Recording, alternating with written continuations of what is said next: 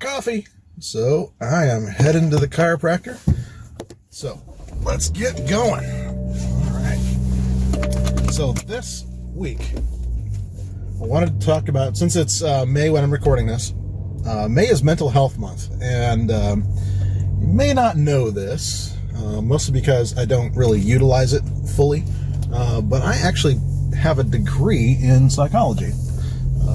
So yeah, my undergraduate degree, my primary undergraduate degree anyway, was in psychology. I chose to go a different path in my career for a couple reasons. One, well, to be blunt, I hope I don't offend anybody by saying this, but I sensed way back in the 90s when I got this degree that the world of psychology was becoming more, I guess, medical and research based than anything else. So it was being largely more influenced by pharmaceutical companies than by results. Again, that's my opinion. There are people out there that genuinely need medication, and that is not anything I want to diminish. And I think that there actually have been some advances in recent years where it's been really necessary. So I went on a different path in my career than psychology. Actually, it started with an internship, actually, and then over Y2K, was hired by a company to manage that, and that kind of is where my career went from there. But I kind of go back in my mind to why I got the degree in psychology in the first place, and it really was out of a sense that I wanted to help people, and honestly that's why I'm reconnecting with that. I'm kind of merging that with my tech career at this point, and that's why I'm doing these videos, is because I genuinely want to help people. And the reason I started calling myself the CitrixCoach is because I wanted to do that much more proactively than just throwing out advice and tips and tricks and things like that, and start building a system where we are actually truly helping each other. Now, the thing with that is, back to the May is Mental Health Month thing, is that you can't really, the term is throw the baby out with the bathwater, and you can't separate one without the other kind of things. So I can give you technical tips. That's something that I've done for years. I can do that, whatever. But the reality is that if that's all I do, then I am relying on other people or other influencers to fill in the gaps. So when it comes to mental health, that's a big part of what is missed, especially in the technology world. There's this kind of stigma about mental health. People don't like to talk about their drama, I guess you could say. They just kind of, well, I'll tell you what I see, okay? And I'll just be perfectly honest. And again, my purpose for this is not to offend. Let me take that back. My purpose is to offend, because the only way that people are going to change is if they are offended out of their current mode. And so if I say something to you that is offending you, then I would encourage you that means you need to not look towards me, but look towards yourself and say, okay, what about that offended me? Was it something that he attacked me personally? Because it's a YouTube video, and I don't think he knows my name to say it in the YouTube video. So was that really against me personally? Or is it something where there's a mirror pointed back at you and you don't like it? That sort of thing. So let me share some observations. And these are true mostly in the United States, where I've done a lot of consulting work and have seen this. It's been true in work environments that I've been in, but I would say very true of even those that are like me and do a lot of consulting work and travel for it, that sometimes there are deep-seated issues.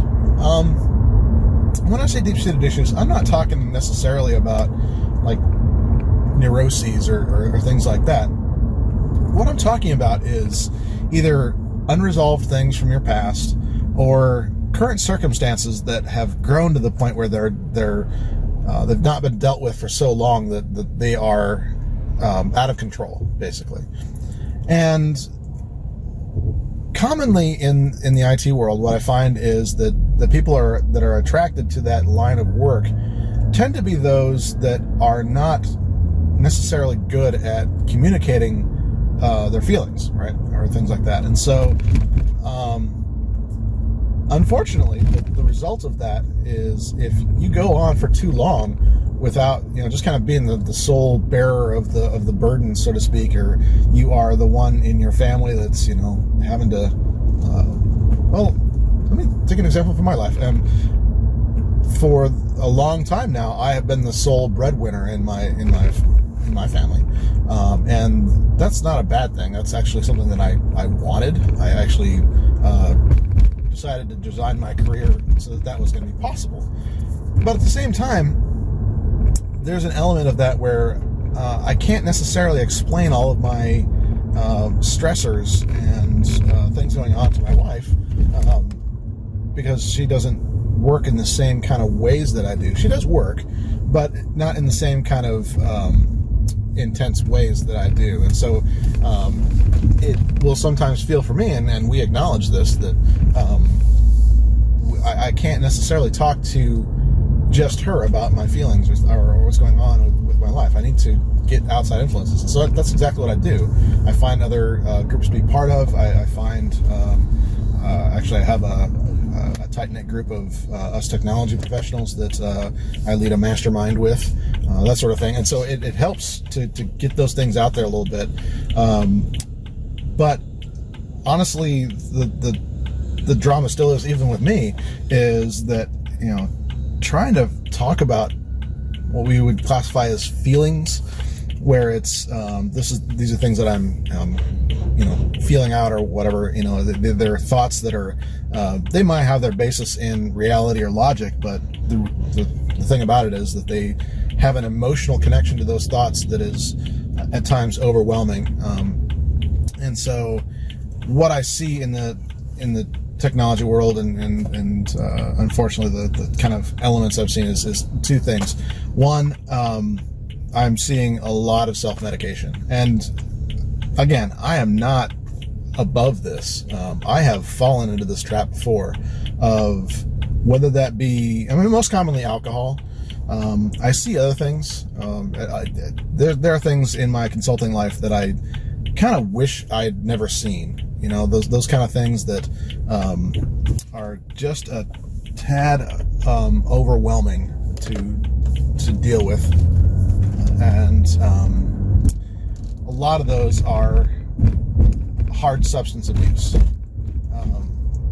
Talking about things like cocaine and things like that.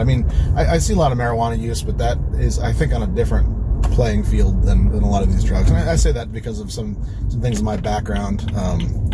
I've never personally smoked pot or anything like that, done any drugs like that, but I grew up around it. And so I see a lot of that kind of escapism or whatever. So it is a method, but there are some that are just, I gotta be honest, more destructive than others. Going on occasionally getting, a little drunk is one thing, but being drunk all the time or escaping any kind of what you might call drama by going off and drinking is really not healthy. And so you have to recognize the difference. And I don't care what substance it is. If you're self-medicating, then you really need to look into why you're doing that and be honest with yourself and say, am I doing this because I feel so overwhelmed that I can't feel like I can function in any other way? And the honest truth is, the hardest thing to do about that, people say the hardest thing to do is quit. I don't think that's true in most cases. In most cases, the hardest thing to do is to get help, because you have to face the very thing that put you into that situation in the first place. And so when it comes to, when it's over your head, it's beyond what you can just stop, then yeah, you need to get help. And the reason is, honestly, okay, again, I think I said this in a previous episode or one that might be coming up, is you have to kind of look at your current trajectory and say, okay, so if I'm on a road right now and I I have a pretty good idea where this leads. To be honest with you, I think I've been on this particular road out several hundred miles, and it just keeps going, right? And I know the trajectory of this road. Well, I think deep down, we all recognize the trajectory that we're on. And so if we are in a space where we are self-medicating and using substances to get by, we know where that road goes. We know where that's heading. And so you really need to get off of it. You really need to. So, yeah, there's not much more I can say about that. It's the same thing you hear all the time. I'm just hoping that hearing it from me, livens something up. So what I've seen out there, the Citrix Synergy Conference it's a fun time. Right? There's lots of alcohol. There's lots of revelry, things like that. But I have to admit, even in conferences like this, I've seen a darker side. I've seen people that's not enough for, and they will go much further than that. Even at the risk of their lives, there have unfortunately just been incidents where, that what would normally be for most of us is, just way over the line, is just warming up. Once you understanding this as a kind of a mental illness kind of a thing, once you get past a certain point, with substances especially, there's really not an ability to kind of, it doesn't reset itself. You always have to get up to that baseline level before you can go to the next. And because getting up to that baseline level hasn't fixed the problem, you always feel like you need to go to the next thing. You're always leveling up in that regards. And so if you put yourself into a scenario where you are, what others are around you doing is basically your level set. I mean, I really have seen that to where it reveals certain things about people, and it is very unfortunate that people that I have respect for in the working environment, I've realized I can't be around them in certain other environments. There's this, through experience, it's like, well, you want to do this, and this, and you think it's okay, but the reality is it's not okay. I mean, because that path doesn't end well. Okay, that path, we both know where it ends, and it ends in destruction, and it ends in you not having a career anymore, and you not having a family anymore, and yeah. So if that's you, I think you know. So that's a thing to get off of. The other thing, a lot of people don't necessarily turn to substances or things like that, but they basically turn to this. At one point in my life, I kind of called it like the Batman syndrome kind of thing, where everybody's against you. You're their hero, but everybody's against you kind of thing. And I'm not sure I totally like that analogy, but that is kind of what the mentality kind of gets into. And so you get to this mode where you are just so used to, not being thanked for what you do and not feeling like it's going anywhere, even though you put effort towards it, or what you perceive as effort towards it, that you just simply cannot well, first of all, you can't accept true either criticism or praise. But the other part about that is that you just can't see anything other than the pain of working, but you still are obsessed is the wrong word, but it's similar, where you are basically work addicted, and this is something that I've dealt with in my life, that I'm thankful that my wife was able to snap me out of, is that there was this noble, constantly being the one to fall on my sword kind of thing, and there's taking blame for things that aren't your fault and things like that. That's one thing. That's a noble trait. What I'm talking about is when you are constantly stretched beyond what you can handle, and you feel like that again is your new norm. If you don't get to that point, you're not working hard enough. And so you get to that point of being stretched, and then you find you need to go further because you've set up all these things, a lot of times unconsciously, that make everyone dependent on you. And this is actually what I see probably more often than the substance abuse kind of things. And they can sometimes go hand in hand, actually, where you'll have an IT personality that I go back, because I'm getting up there in years. I go back to a Saturday Night Live sketch where it was the IT guy that was constantly like, move, and just wouldn't let people figure out what they were doing. It wouldn't teach people what to do. They would just push them out of the way and do it for them, and do so in a manner that was rude and just made the other person feel very, very denigrated and not valuable as a person. But the irony here is that the IT person doing that doesn't necessarily feel any better about themselves either. In fact, the reality is they feel worse. When you just basically push somebody out of your way and do the work for them just because you're irritated by them not knowing what you know, you don't feel better. You feel worse. So why do you keep doing it? And it's because that baseline has already been set there. And so you have this, unending pattern of too much. And this is actually, I hope you've read The Phoenix Project by Gene Kim. If not, I'll link that down below where you can find that book or listen to it on audio. It really is a good thing to listen to. Now, I don't necessarily agree with, a DevOps mentality in all IT environments. In fact, you'll find in the near future that I'll be giving some alternatives to pieces of that. But what I do agree with wholeheartedly is how to treat work in those kind of scenarios, because that's actually something that he faced in the book. So that dealing with the overwork and work being too much to handle, that sort of thing, it's a reality that we need to deal with. And I'm going to take a quick break, and then we're going to talk a little bit. I'm going to get really personal. I know this is going to go a lot longer than usual, but we're going to take a quick break, and I'm going to get kind of really personal about this.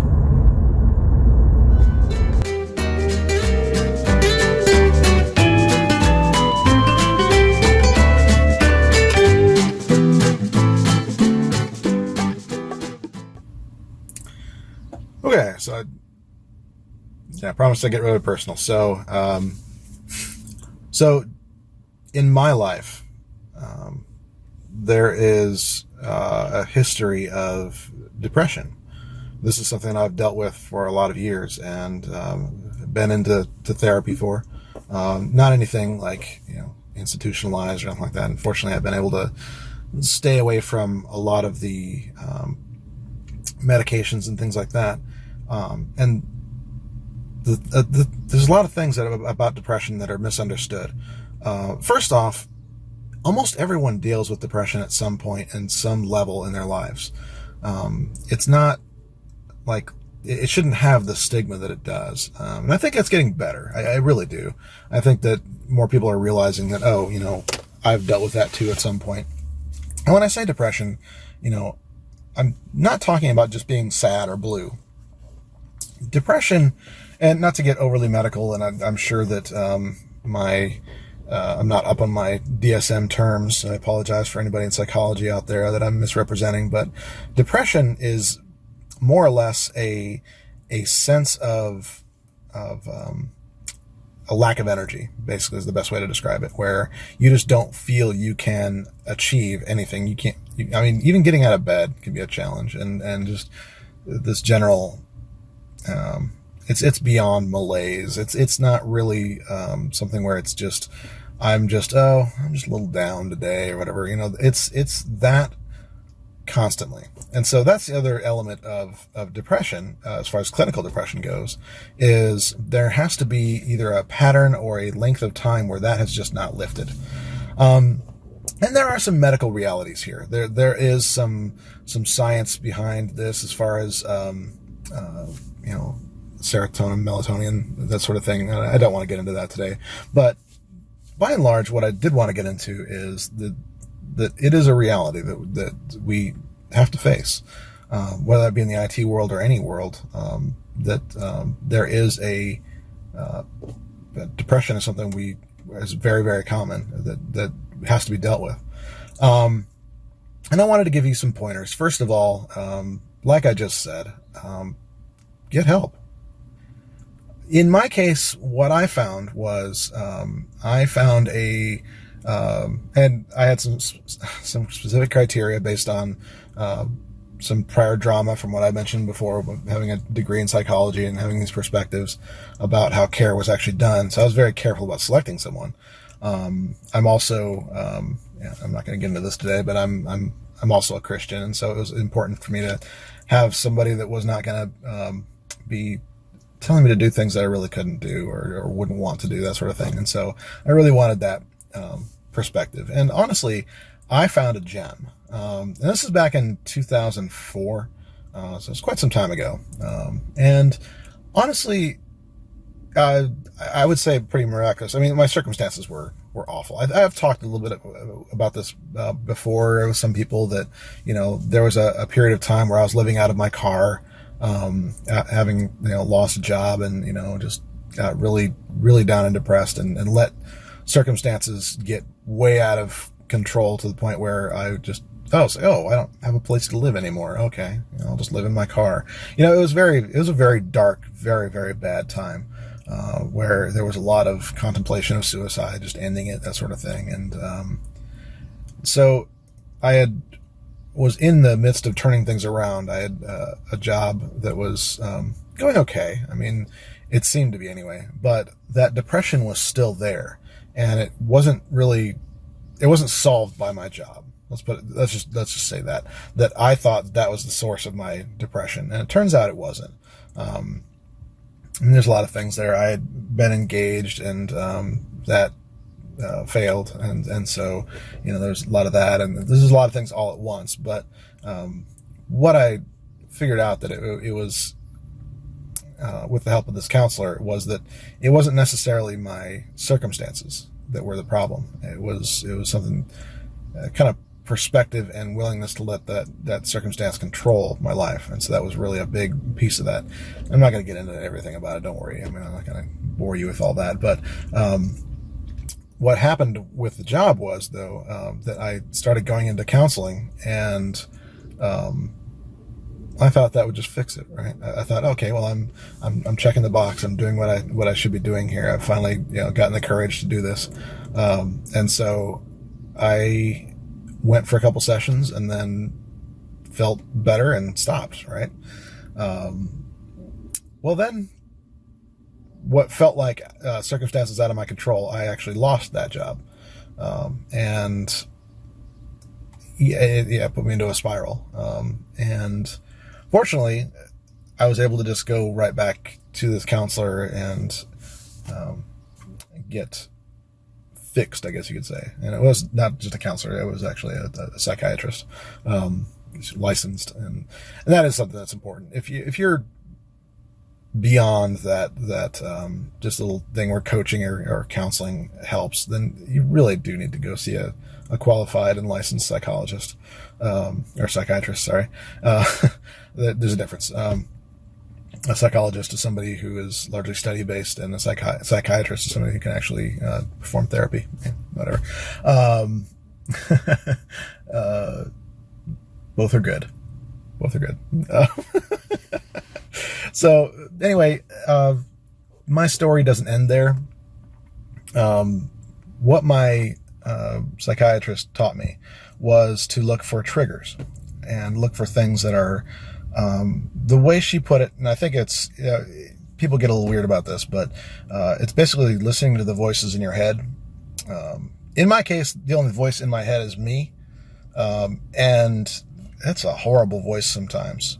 If I am talking down to myself constantly and really getting down on myself and all that kind of stuff, that's what my mom calls stinking thinking. And it is something that does need to not be in my life. And so I have trained myself to know when that's happening, to stop and take control of that and say, is this real? and look down the path of that. Like I was saying, is I look down the path of where that's headed and say, okay, is that a healthy thing? Is that something that's building me up or tearing me down? And a lot of times what I find is that's something that's tearing me down. Okay, well, is it something that indicates that I need to change something about my life? And a lot of times the answer to that is no. It's just me being a jerk to myself and me beating myself up for things or feeling shame about things that I can't change anymore or things like that. Or, gosh, all the time there's this I get bombarded with these thoughts of like, oh, how could you have said that? Or you did something so stupid, or, it's almost daily that I say something I shouldn't or do something I shouldn't. And, and I feel this sense of regret about it. I can't change it. I can't do anything about it. There might be some indication that I need to change a few things in my life, but being a little more careful about what I say. So I make that adjustment and then move on, right? But if I keep dwelling on it, that's a voice that's not healthy, right? That's a voice that is not in line with my mental well-being. And so when it comes to mental health, that is, interestingly enough, the power of the mind over the body, that is actually having an effect physically on the body. So in my life, what it does, I have this natural, people used to call it like bipolar or manic depressive, that sort of thing. That's not something I'm diagnosed with. I think a lot of us have these kind of natural cycles that go that direction. I've actually worked in psychiatric hospitals, and I know what true bipolar actually is, or true manic really is, where you're basically temporarily dissociated with your current path and everything like that and sort of things. And you will just do things that are completely out of character. And the manic usually won't be able to shut it off. They'll just be on all the time. They won't be able to sleep and things like that. Well, the reality is that I do deal with a little bit of that. I will cycle kind of up and down as far as my energy level, but also in kind of just having ideas and things like that. And there's nothing wrong with having ideas, but I've learned I have to kind of get those ideas past the next cycle.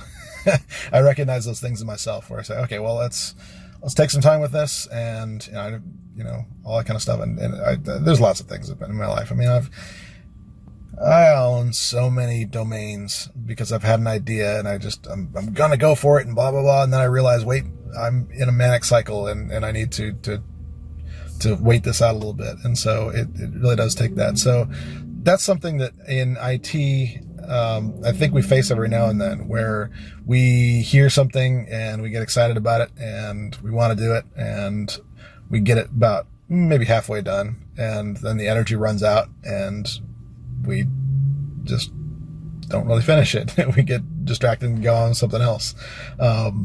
That's more normal than a lot of people realize.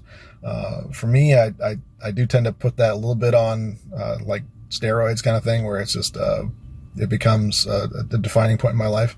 But that's actually why I'm trying to do this kind of thing on a more regular basis, and I'm actually pre-recording a lot of these episodes, just so you know. It's not like it's going live or anything like that. But the reason I'm doing that is to let it kind of be part of my life. And that's actually why going to the chiropractor here,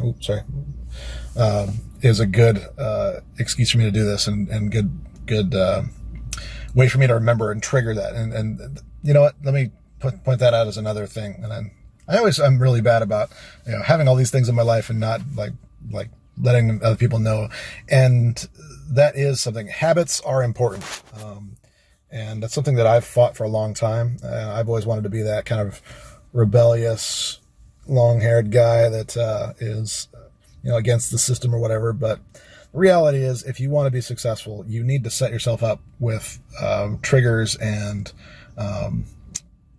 activation triggers, as one of my influencers, Michael Hyatt, will call them, where you have an event in your day or your week or whatever that activates another task or activates something so you can stay consistent with it. That's a way to get past that kind of up and down cycle where you're basing what you're working on based on your energy, and you just make what you're working on based on your habits. And so that's something that I'm working on, just full transparency. That's something that I want to be. I want to be more reliable. I want to be someone who is consistently there for you, and somebody who is not overly taken over by these, feelings, emotions, that sort of thing that are not always positive. And that can be good and bad, right? I can be overwhelmed by depression and, realizing that, gosh, nobody's subscribing, nobody's buying my programs, that this is just, why am I trying, that sort of thing. And I can get down that path, and trust me, in the last month, that's definitely a place I've been. I can also get into the point where, I do things like this that just are, ooh, this is cool, let's do this. And I get midway through it, and then that depressive cycle takes over. It's like, yeah, but nobody's really watching, nobody's caring, that sort of thing. And so I have to recognize those things in myself and push through, because I have the belief that, gosh, even if only one person is helped by all these efforts, I mean, in my mind, that's kind of worth it. Because what else are we here for? If we're not here for making this world a better place, then I don't know if I necessarily always see the point. And that can come in a lot of different forms. I mean, and so this is why I'm doing things like this, actually, is that this is where I want to put my energy. And for some of you, that might not look like this. This might look like spending more time with your kids. And for the love of all that is holy in the world, please, if you have kids, make that a priority. We've had too many years of people being more obsessed with success than with their family. And what that is doing to our society, worldwide, not just in the US, but worldwide, is awful. And it all comes back to this mental health thing. It all comes back to this sense of what you maybe should be doing, and feeling guilt over things you are doing, and all this kind of stuff, where honestly, you just need to stop and realize that you're okay. All right, I'm going to stop there. Thanks for tuning in, and I hope this was helpful for you, and we'll see you next time.